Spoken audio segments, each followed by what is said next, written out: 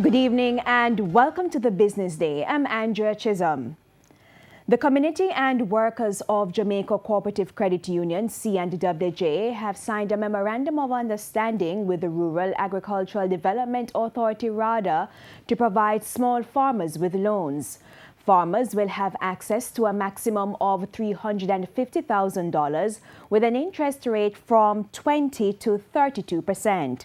CEO of TVJ, Carlton Barkley, says the deal has been in the pipeline for a while. It has been 2 years in the making. I think that this is a long time. We must find a way to do these things faster.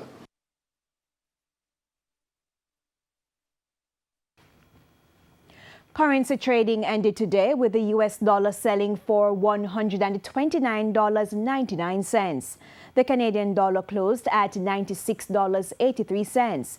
The pound is going for $162.61, while the euro is being sold for $149.58.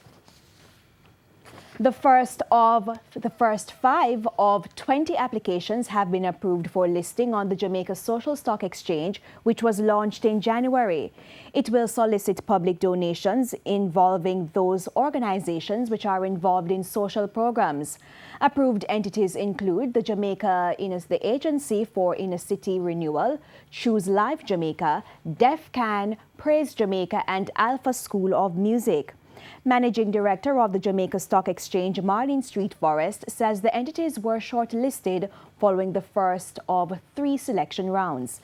Selection is done by a listing and selection committee comprising representatives of the public and private sectors as well as other social enterprises.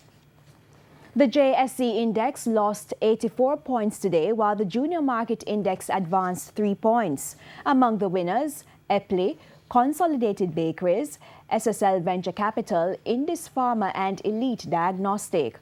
On the losing side, we had Pulse Investments, Salada Foods, Stanley Motor, Kingston Properties, and Portland GSX. And that's the Business Day. I'm Andrea Chisholm. Good evening.